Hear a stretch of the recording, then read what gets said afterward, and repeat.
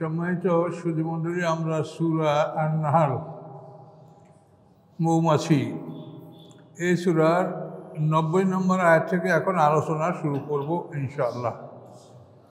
আউযু বিল্লাহি মিনাশ শাইতানির রাজীম। বিসমিল্লাহির রহমানির রহিম। ইন্নাল্লাহা ইয়া'মুরু বিল আদলি ওয়াল ইহসান ওয়া ইতা'i যিল কুরবা ওয়া ইয়ানহা আনিল ফাহশাই ওয়াল মুনকারি ওয়াল বাগি ইয়া'iযুকুম লাআল্লাকুম তাযাক্কারুন। আয়াতের তরজমা। আল্লাহ তাআলা তোমাদেরকে আদেশ করেন ন্যায় বিচার করার জন্য, ইহসান এবং পরোপকারের জন্য, বা ইতাই জিল কুরবা এবং নিকটতম আত্মীয় স্বজনদেরকে দান করার জন্য। এগুলি আল্লাহ আদেশ করেন। ওয়ায়ানহা এবং তিনি নিষেধ করেন মিনাল ফাহশা অশ্লীল কাজ হতে, অল মুনকার এবং শরিয়ত বিরোধী কাজ হতে, অল বাগি এবং বিদ্রোহ করা হতে। ইয়াইযুকুম আল্লাহ তোমাদেরকে নসিহত করছেন, লাআল্লাকুম তাযাক্কারুন সম্ভবত তোমরা উপদেশ গ্রহণ করবে। এই একটা জুমার খুতবায় পড়া হয়, শেষ খুতবায় আপনারা জানেন। তো এই আয়াতটা জুমার খুতবায় পড়া শুরু হয়েছে উমর ইবনে আব্দুল আজিজ রহমতুল্লাহ আলাইহির জমানায়। ওনার খেলাফত হল উমাইয়া খলিফা, মানে উমাইয়া শাসক, 99 হিজরি থেকে 101 হিজরি পর্যন্ত ওনার সময়কাল। তো উমাইয়াদের 92 বছরের মধ্যে যারা খেলাফত করেছে, দায়িত্ব পালন করেছে, প্রায় 30 জনের মতো শাসক অতিবাহিত হয়েছে। তবে এই মানুষটি একমাত্র ন্যায়পরায়ণ শাসক ছিলেন, উমর ইবনে আব্দুল আজিজ, এবং ইনি উমর ফারুক রাদিয়াল্লাহু তাআলার বংশধর ছিলেন। তো যাই হোক, তো এই আয়াতটা খুতবায় কেন আসলো? মুআবিয়া রাদিয়াল্লাহু তাআলা আনহু উনি 41 হিজরিতে ক্ষমতা লাভ করেন। হযরত আলী রাদিয়াল্লাহু তাআলা আনহু 40 হিজরি 17 রমজান তিনি শাহাদাত বরণ করেন। তারপরে মুআবিয়া একচ্ছত্র মুসলমানদের শাসনভার, খেলাফত শেষ, এই রাজতন্ত্র এটা শুরু হলো। তো ওখান থেকে আরম্ভ করে 60 হিজরি পর্যন্ত, 41 থেকে 60 মানে 19 বা 20 বছর। তো এইদিকে 20 বছর। তো এরপরে মুআবিয়ার পর থেকে আরম্ভ করে ওমর ইবনে আব্দুল আজিজ পর্যন্ত 100 হিজরি ধরেন, 100 হিজরি, তাহলে এই 40 থেকে 100 60, এখানে 60 হয়। তো এই সময়টার মধ্যে নিয়ম ছিল যে জুমার খুতবায় হযরত আলী, ইমাম হোসাইন, হাসান এদেরকে গালি দিতে হবে। এটা ছিল সরকারি আইন, কম্পালসারি। এবং এটা মুআবিয়া জীবিত থাকতে এই আইনটা চালু করেছে। এবং এইটার প্রতিবাদ করতে গিয়েই বিখ্যাত সাহাবী হযর ইবনে আদী শাহাদাত বরণ করছেন। হযর ইবনে আদী জিয়াদ ইবনে সুমাইয়া যে মুআবিয়ার একজন প্রাদেশিক গভর্নর ছিল, সেরকম শুক্রবার দিন জুমার খুতবায় খুব আজে বাজে কথা হযরত আলীর জন্য হাসানদের গালি দিচ্ছে এবং নামাজের রক্ত পার হয়ে যাচ্ছে, তারপর নামাজ আদায় করে না। তখন হযর ইবনে আদী উনি সাহাবী, উনি বললেন নামাজ আদায় করো, শুরু করো, করছে না। তারপর উনি রাগ করে একটা পাথরের কঙ্কর নিক্ষেপ করছিলেন এই জিয়াদ ইবনে সুমাইয়ার দিকে। তো জিয়াদ ইবনে সুমাইয়া হযর ইবনে আদী সাহাবী, তার ব্যাপারে কোনো প্রতিকার করার উনি সাহস করলেন না। উনি কী করলেন? মুআবিয়াকে জানালেন যে আমি প্রাদেশিক গভর্নর, কুফা বসরার গভর্নর, আমি এরকম আমাকে সে অপমান করেছে। তখন মুআবিয়া হযর ইবনে আদীকে ডাকলেন এবং ডাইকিয়া তাকে কতলের অর্ডার করলেন এবং তাকে কতল করে ফেলানো হলো, কতলে হযর ইবনে আদী। তো এইভাবে জুমার খুতবায় যে হযরত আলী রাদিয়াল্লাহু এবং হাসানকে গালি দেওয়া, এই প্রথাটা একেবারে ওমর ইবনে আব্দুল আজিজ পর্যন্ত এক নাগারে চলতেছিল। কিন্তু ওমর ইবনে আব্দুল আজিজ 99 থেকে 101 হিজরি উনি যখন দায়িত্বভার গ্রহণ করলেন, তখন উনি ঘোষণা করলেন, একেবারে সরকারিভাবে চিঠি ইস্যু করলেন সমস্ত প্রাদেশিক গভর্নরদের কাছে, জামে মসজিদগুলিতে, যে এই গালিগালাজ আর করা যাবে না। তার পরিবর্তে তোমরা এই আয়াতটা সেখানে বলো, এই আয়াত, ইন্নাল্লাহা ইয়া'মুরু বিল আদলি ওয়াল ইহসান ওয়া ইতা'i যিল কুরবা ওয়া ইয়ানহা আনিল ফাহশাই ওয়াল মুনকারি ওয়াল বাগি ইয়া'iযুকুম লাআল্লাকুম তাযাক্কারুন। এই আয়াতটা ওই সময় খুতবার মধ্যে ঢুকেছে। তো এগুলি আপনাদের জানা দরকার, তার কারণ আমরা মুসলমানরা তো পৃথিবীটা এতই ব্যস্ত যে আমাদের কারো কোনো সময় নাই, কিন্তু সময় আপনাকে বের করতে হবে। ইহকালের জন্য আপনারা একজন জাপান, জার্মান, অস্ট্রেলিয়া, ইটালি যাওয়ার জন্য জীবন শেষ করেন 50, 60, 70, 80, 100 বছর জীবনের জন্য। তো মরার পরে আপনার দ্বিতীয় জীবন, আমার দ্বিতীয় জীবন, যেখানে একটা দিন হবে 1000 বছরের সমান এবং হাজার হাজার কোটি বছর আমাদের বেঁচে থাকতে হবে। সেই জীবনের জন্য আপনারা মোটেই সময় ব্যয় করতে রাজি না। যে কয়জন রাজি আছেন তারা তো অন্তত এখানে আসেন, কিন্তু এই মসজিদে তো আপনাদের এসে তারও দ্বিগুণ লোক ছিল, বা আরও বাইরে আরও লোক আছে। সবার জন্য তো 2টা জীবন না, আমাদের এই কয়জনের জন্য, কি বলেন?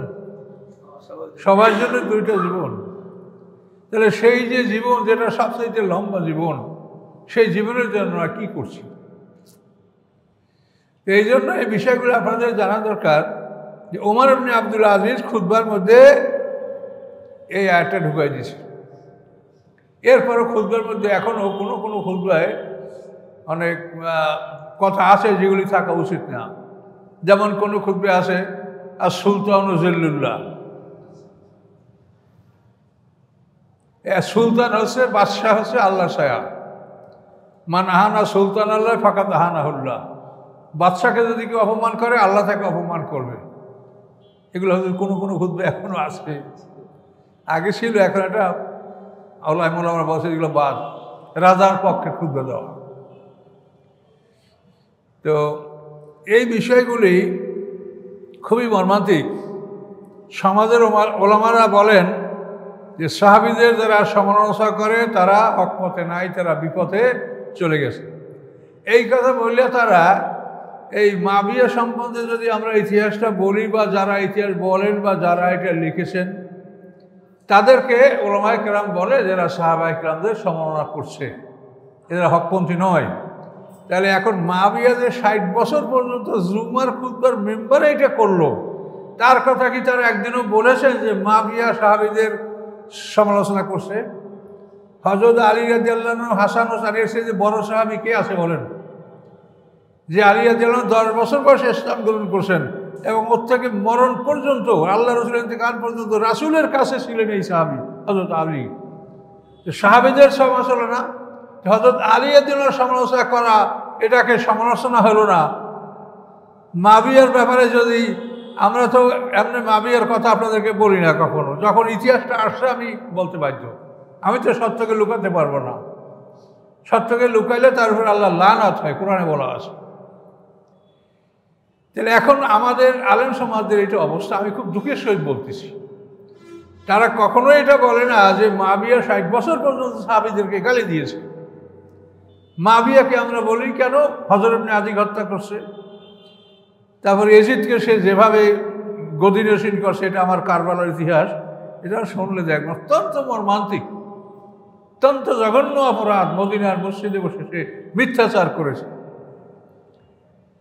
তো এইসবগুলি করার পরে যদি এইটা ইতিহাস যদি আপনি জানতে চান, মানুষ তো ইনকুইজিটিভ, সে তো ইতিহাস তো জানবে সবাই, এটা জানার আগ্রহ সবারই থাকবে। তখন ইতিহাস বলতে গেলে সত্য কথাগুলো বলতে হয়। তাদের সাথে আমাদের দেখা হলে তখন বলে কি যে ইতিহাস ঠিক না। তার মধ্যে ঠিক না তো ঠিক কোনটা সেটা দেখেন। আজ পর্যন্ত তারা এর বিকল্প কোনো ইতিহাস দেখাতে পারে না। আপনি একটা মুখস্থ করলেই হবে, সেটার গ্রহণযোগ্যতা তো লাগবে সমাজে। আপনি এই ইতিহাসের বিপক্ষে কি বলতে চান, কেউ গ্রহণ করবে না। তাহলে এখন এই বিষয়গুলি সম্পর্কে আমাদের সতর্কতা অবলম্বন করা উচিত। আমরা আলেম ওলামা আমাদের সত্য বলার অভ্যাস করা উচিত, তাহলে আমাদের কঠিন অবস্থা হবে। 50,000 বছরের সমান বিচার হবে। এই বিচারে আলেম, ধনী, বিচারক, শাসক, এদের বিচারেই সময় পার হবে অনেক। সাধারণ মানুষের অতটা কঠিন বিচারের সম্মুখীন সাধারণ মানুষ হবে না, আমরা হব। বিচারকরা হবে, ধনীরা হবে। কোথা থেকে সম্পদ আয় করছো, কোথায় ব্যয় করেছো? তোমার সম্পদের মধ্যে আমি গরিবের অংশ রেখেছিলাম, তুমি কি সেই অংশটা গরিবকে দিয়েছো? না সব এক এক ভোগ করছো আর আনন্দ করছো পৃথিবীতে? তিলে তিলে আল্লাহর কাছে হিসাব দিতে হবে, মনে রাখবেন। কাজে এই জন্য আল্লাহর কোরআন যা বলে এটা আপনারা শোনেন, ভাগ্য আপনাদের ভালো, এবং আপনারাও যেটুক পারেন সেটুক মানুষকে বুঝাবার চেষ্টা করেন। তাহলে এই আয়াতটা খুতবার মধ্যে আপনারা পাবেন যে সমস্ত ইমামরাই এই আয়াতটা এখন পরে, এইটা উমর ইবনে আব্দুল আজিজ রহমতুল্লাহ আলাইহি তিনি এটা প্রবর্তন করেছেন। তার খেলাফত আমল হলো 99 হিজরিতে 101 হিজরি, এবং তিনি বেশি সময় টেকতে পারেন না। যেন ওরা তো রাজতন্ত্র, উনি যদি শেষ পর্যন্ত দায়িত্ব পালন করতে পারতেন হয়তো এমন হতে পারত যে রাজতন্ত্রটাকে উনি বিলুপ্ত করতেন। এই ভয়তে শেষ পর্যন্ত তার বংশের লোকেরা তাকে গুপ্ত হত্যা করেছে। উমর ইবনে আব্দুল আজিজ মাত্র এতটুকু সময় উনি খেলাফতের দায়িত্ব পালন করেছেন।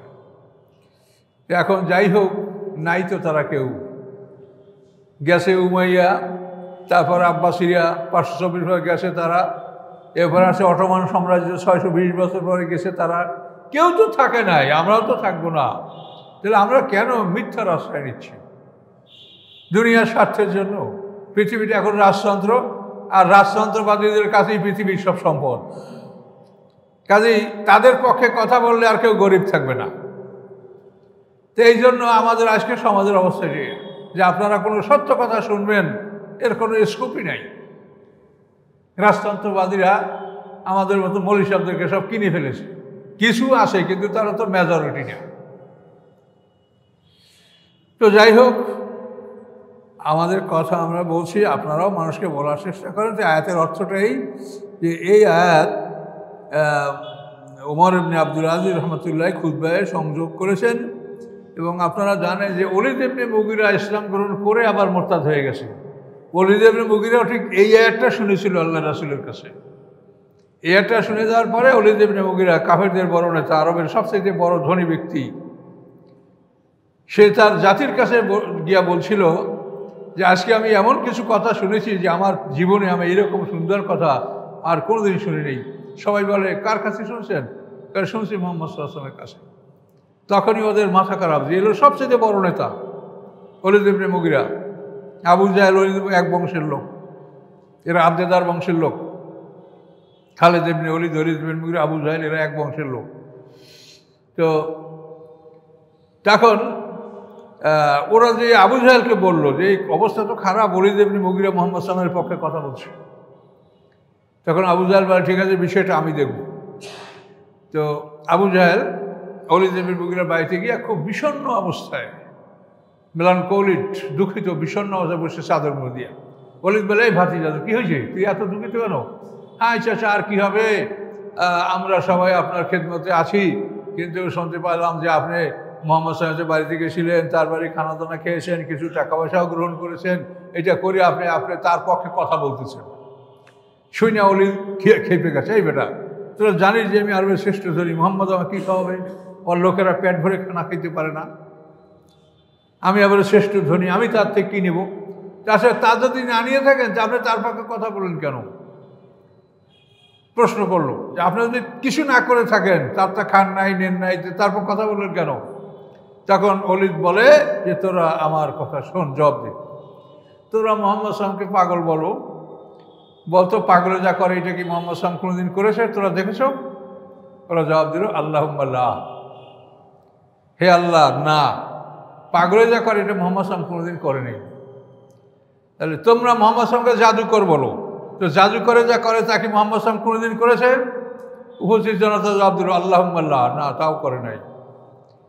তোমরা তাকে কবি বলো, সে কি কোনোদিন কবিতা পাঠ করেছে? কারণ আল্লাহুম্মা লা। তোমরা তাকে গণক বলো, তোমাদের উট বকরি হারিয়ে গেলে তোমরা মুহাম্মদ সাল্লাল্লাহু আলাইহি ওয়াসাল্লামকে গিয়েছো যে আমাদের হারানো উট বকরি কোথায় বলে দেন? আল্লাহুম্মা লা।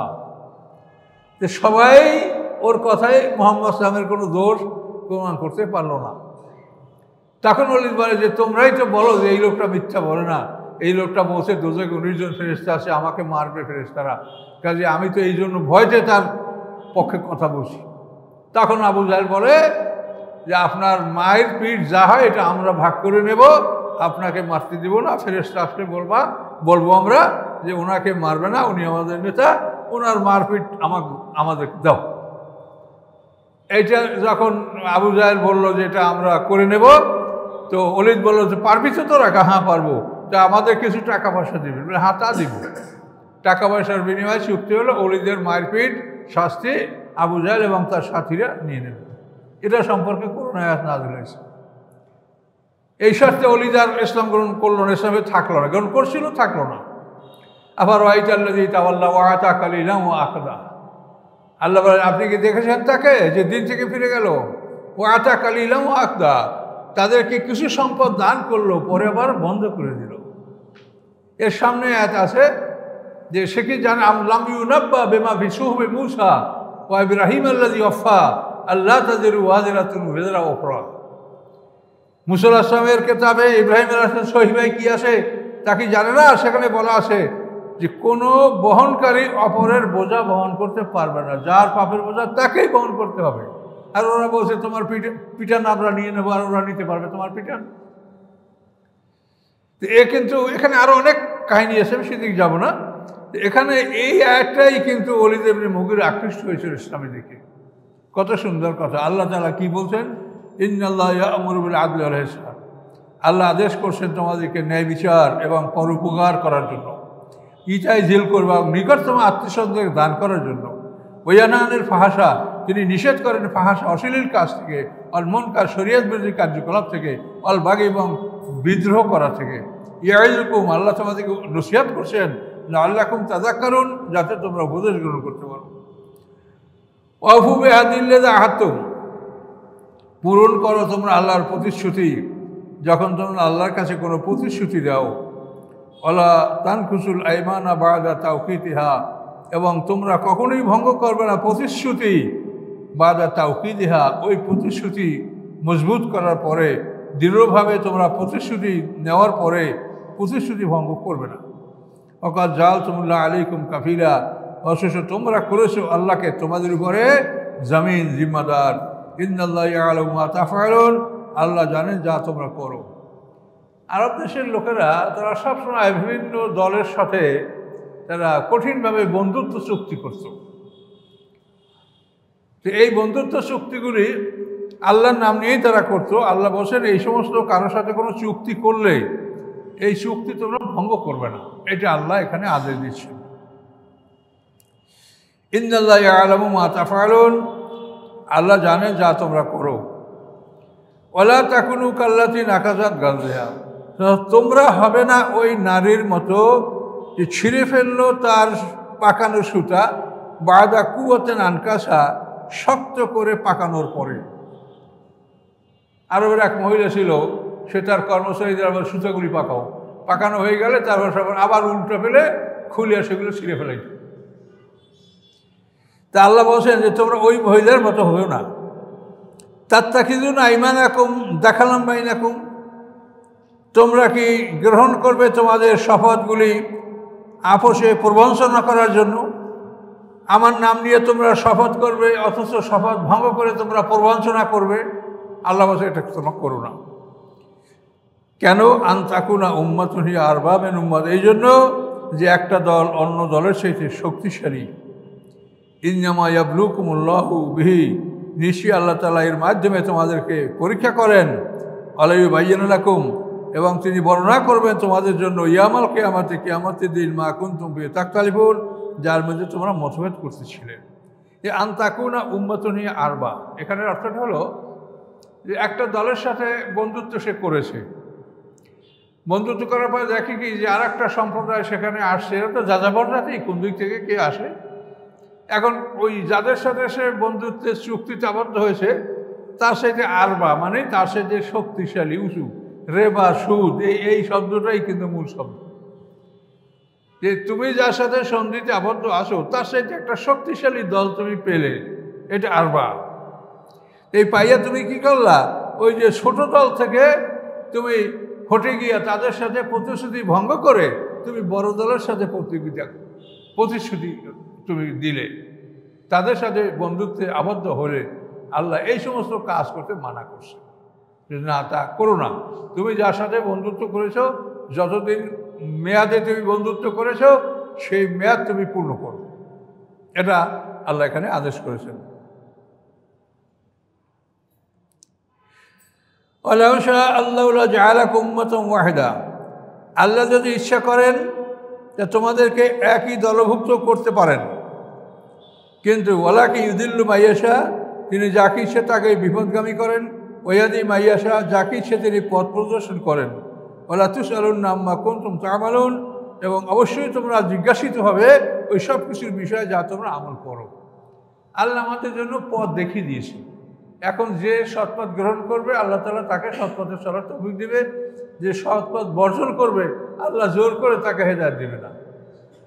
আল্লাহ তাআলা কাউকে অ্যারেস্ট করে ভেস্তে নেবে না, ভেস্তে যাওয়ার জন্য যে নিজে চেষ্টা করবে তাকেই নেবে। ওয়ালা তাত্তাখিযু আইমানাকুম দাখালাম বাইনাকুম, তোমরা তোমাদের শপথগুলি দাখালাম বাইনাকুম, আপোষে প্রবঞ্চনার জন্য তোমরা শপথ করো না। ফাতাযাল্লা কাদামুম বা'দা সুবুতিহা, তাহলে তোমাদের পা স্থির হওয়ার পরে আবার সেটা নড়বড় হয়ে যাবে। তাযুকুসসুআ, এবং তোমরা শাস্তির স্বাদ গ্রহণ করবে। বিমা সাদাতুম আন সাবিলিল্লাহ, এই জন্য যে তোমরা আল্লাহর পথ থেকে মানুষকে বাধা দিয়েছো। ওয়ালাকুম আযাবুন আযীম, তোমাদের জন্য রয়েছে বড় শাস্তি। তাহলে শপথ ভঙ্গটাকে আল্লাহ বলছে তোমরা আল্লাহর পথ থেকে মানুষকে বাধা দিয়েছো, এটা কিন্তু একটা বিরাট ব্যাপার। এটা কেন?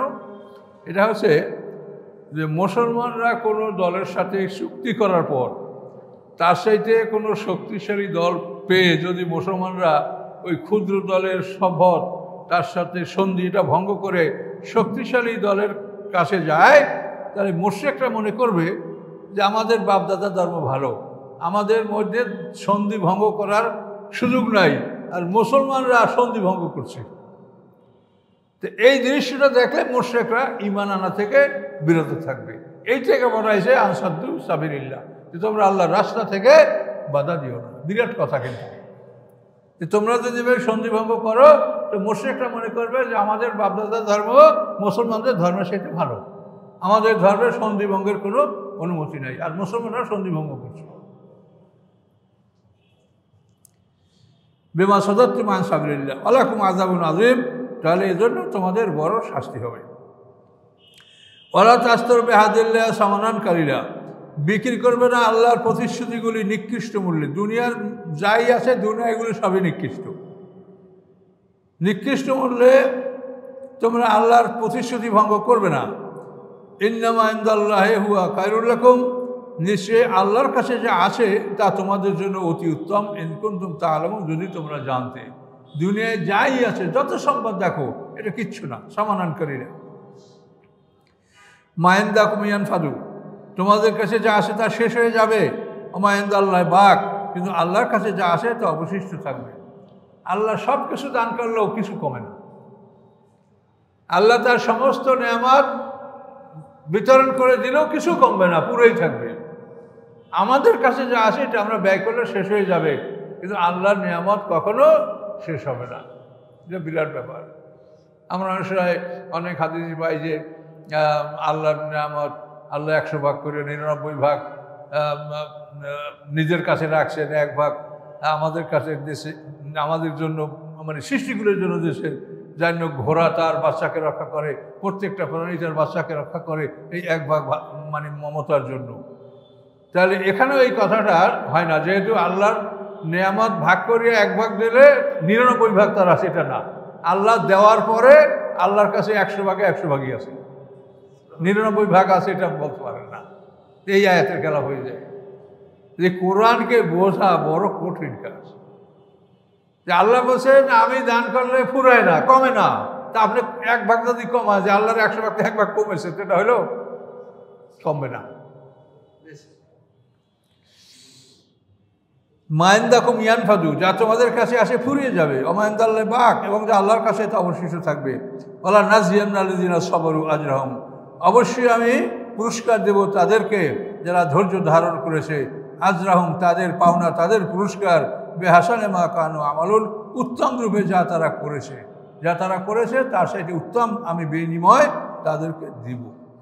মান আমেলা সালিহান মিন যাকারিন ওয়া উনসা, যে কাজ করে, ভালো কাজ করে, পুরুষ অথবা নারী, হুয়া মুমিনুন, এবং ভালো কাজ করার সাথে সাথে যদি মুমিন হয়, ফালা নুহইয়ান্নাহু হায়াতান তাইয়্যিবা, আমি তাকে একটা সুন্দর সুখময় জীবন দান করব। তাহলে নারী পুরুষ যেই হোক সে যদি ভালো কাজ করে এবং যদি সে মোমেন হয়, মোমেন না হয়ে অনেক ভালো কাজ করে, এই হিন্দুরা কত সম্পদ ব্যয় করছে তার মানে বিভিন্ন জায়গায় আমরা রাজশাহী শহরে খোঁজ করলে পাবেন যে কোটি কোটি টাকার সম্পদ হিন্দুদের দান করা আছে। আমাদের বরিশালে এই যে Brajamohan college, Ashwini Kumar town hall, বাগেরহাটে প্রফুল্ল কলেজ, তারপরে যশোরে ব্রজলাল কলেজ, মানে কোটি কোটি টাকার সম্পদ হিন্দুরা দান করছে। এগুলো ভালো কাজ, কিন্তু আল্লাহ বলছেন ওহু মোমেন। তুমি নারী কি পুরুষ যেই হও, তুমি যদি মোমেন হও এবং ভালো কাজ করো তার বিনিময়ে তুমি জান্নাত পাবে। কিন্তু মোমেন না হলে তুমি যতই ব্যয় করো, তুমি যা ব্যয় করছো সম্পদ তো আল্লাহ, তোমার তো কিছু না। কাজেই এটা আল্লাহ বলে দিয়েছে। আর যদি মোমেন অবস্থায় কেউ ভালো কাজ করে, আল্লাহ তাআলা তাকে সুখময় পবিত্র জীবন আল্লাহ তাআলা দান করবে। সম্পদ হইলেই যে সুখী আছে এটা মনে করবেন না। সুখ শান্তি আল্লাহর কাছে। একটা মানুষ রোজগার করে দৈনিক আয় করে দৈনিক খরচ করে, সেও শান্তিতে থাকতে পারে, কিন্তু হাজার হাজার কোটির মালিক সেও অশান্তিতে থাকতে পারে। শান্তি অশান্তিটা আল্লাহর ব্যাপার, এটা মনের ব্যাপার। ফাইজা কারাতাল কোরআন ফাসতাইজ বিল্লাহি মিনাশ শাইতানির রাজিম। অতএব যখন আপনি কোরআন পাঠ করবেন, পাঠ করার আগে অভিশপ্ত শয়তান থেকে আল্লাহর আশ্রয় কামনা করে নেবেন। কোরআন পড়ার আগে আপনি আউযুবিল্লাহ পড়বেন, আর পৃথিবীর সমস্ত কাজ করার আগে বিসমিল্লাহ পড়বেন। ব্যস্তমর এখানে আউযুবিল্লাহর অর্থ হলো যে আমি আল্লাহর আশ্রয় কামনা করছি, আমি আল্লাহর কাস্টডি, আল্লাহর হেফাজতে আমি চলে গিয়ে তারপর আমি কোরআন পড়বো। তাহলে কোরআন পড়ার সময় আপনাকে শয়তান অসহসা দিবে, বেশি করে অসহসা দিবে। ইন্নাহু লাইসা লাহু সুলতানুন আলাল্লাযিনা আমানু ওয়া আলা রাব্বিহিম ইয়াতাওয়াক্কালুন। নিশ্চয়ই নাই কোনো ক্ষমতা শয়তানের তাদের উপরে যারা ঈমান এনেছে এবং আল্লাহর উপরে যারা নির্ভর করেছে। আল্লাহর উপরে যারা তাওয়াক্কুল রাখে এবং যারা ঈমান আনে, শয়তানের তাদের উপরে কোনো ক্ষমতা নাই। অসহসা মারবে, তাদেরকে আক্রমণ করবে বা খারাপ চিন্তা উদয় করবে, কিন্তু ক্ষতিটা তারা করতে পারবে না। এটা আল্লাহ বলে দিয়েছে। ইন্নামা সুলতান আলাল্লাযিনা, নিশ্চয়ই শয়তানের ক্ষমতা তাদের উপরে, ইয়াতাওয়াল্লাউনাহু, যারা শয়তানকে বন্ধু হিসাবে গ্রহণ করে। তা তো জানেনই কারা শয়তানকে বন্ধু হিসাবে গ্রহণ করে। শয়তানের জন্য খাবার রাখে, শয়তানের ছবি রাখে, শয়তানের মূর্তিকে পূজা করে। এই শয়তানকে যারা বন্ধু হিসাবে গ্রহণ করে, শয়তানের ক্ষমতা তাদের উপরই আসে। আল্লাযিনা বিহি মুশরিকুন, এবং যারা আল্লাহর সাথে শরীক করে তাদের উপরে শয়তানের ক্ষমতা আছে। কিন্তু মোমেন যে আল্লাহর উপরে ঈমান এনেছে এবং আল্লাহর উপরে তাওয়াক্কুল করেছে, তার উপরে শয়তানের কোনো প্রতিক্রিয়া চলবে না। কাজে এই জন্য শয়তানের জন্য আপনারা ওজা ফকিরের কাছে যাবেন, এবং এখানে অধিকাংশ ক্ষেত্রেই ভালো মানুষ সমাজে খুব কম আছে, যে আপনি ওদের কাছে গেলে আপনাকে ধীরে ধীরে ওরা শিরকে দিয়ে নিয়ে যাবে, ধীরে ধীরে আপনাদেরকে শিরকে নিয়ে যেতে পারে, এটা সম্ভাবনা। এই জন্য আপনি আপনার ঈমানকে মজবুত রাখেন, তাওয়াক্কুল আল্লাহর উপর রাখেন, ইখলাস, ফালাক, নাস এই সূরাগুলি বেশি করে পড়েন, আয়াতুল কুরসি পড়েন, সূরা বাকারার শেষ রুকু পড়েন। এই সমস্ত আয়াতগুলি ব্যবহার করলে ইনশাআল্লাহ আপনি এই শয়তানের আক্রমণ থেকে আল্লাহ আপনাকে রক্ষা করবেন।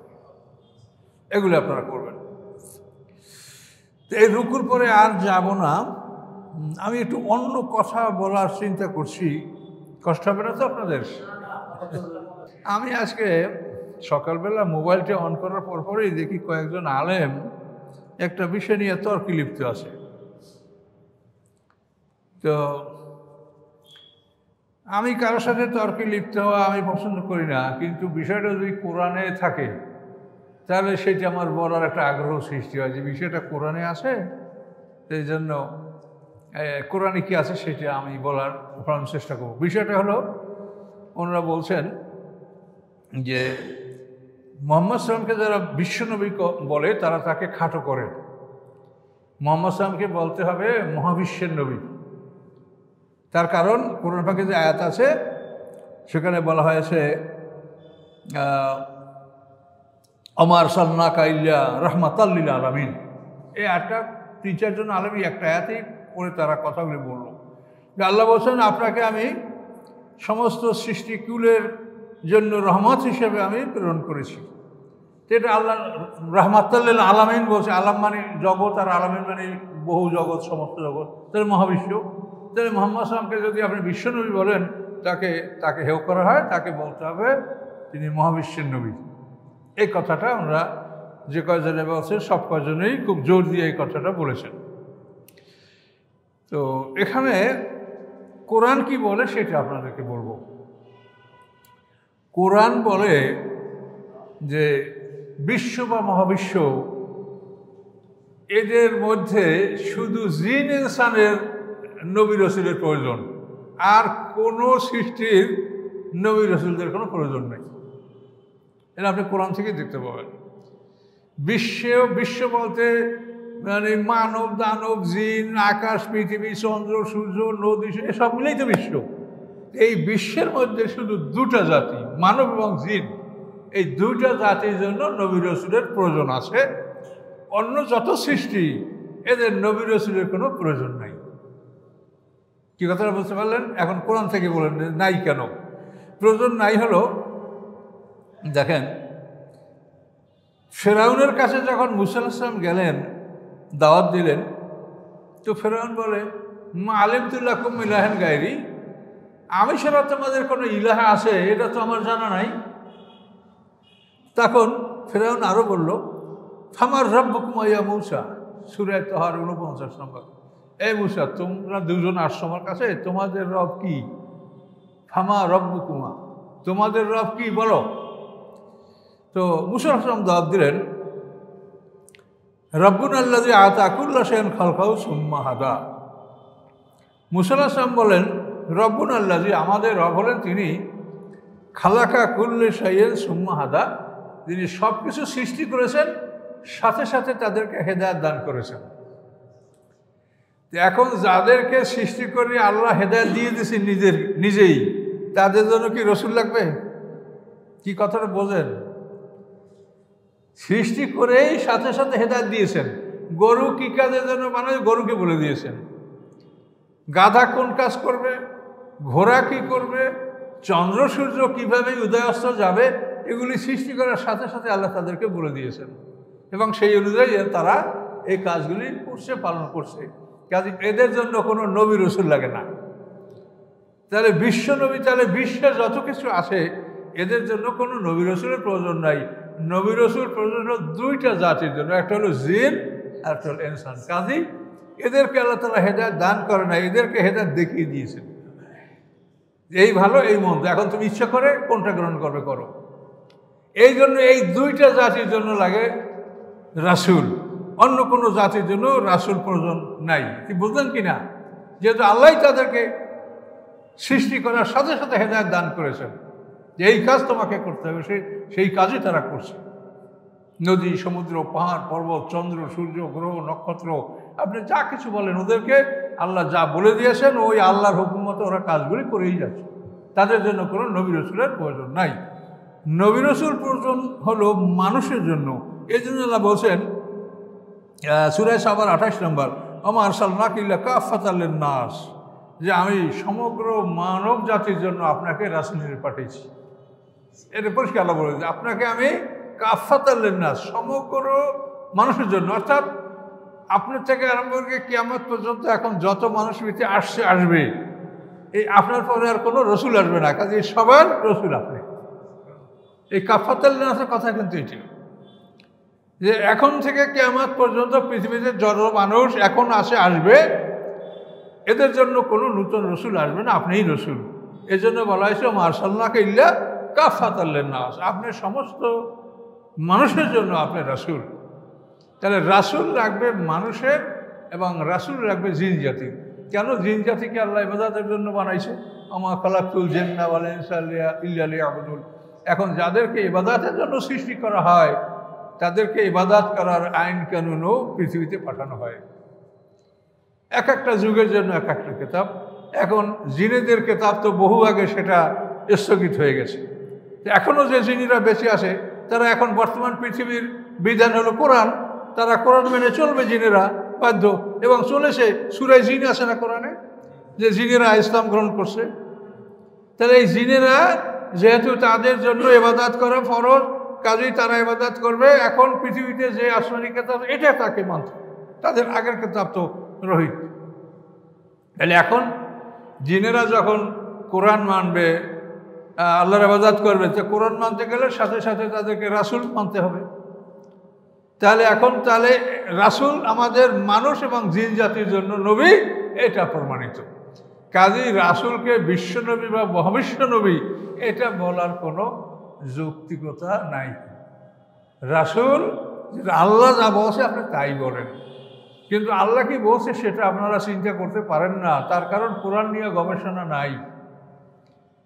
কাজে এখন আপনারা জিনিসটা ক্লিয়ার বুঝতে পারছেন যে আল্লাহ রসুল বিশ্বনবীও না আর মহাবিশ্ব নবীও না, তিনি সমস্ত মানুষের জন্য এবং জিন জাতির জন্য তিনি রাসূল। মানব এবং জিন জাতির জন্য আল্লাহ তাআলা নবী এবং রাসূল। নবী মানে কি?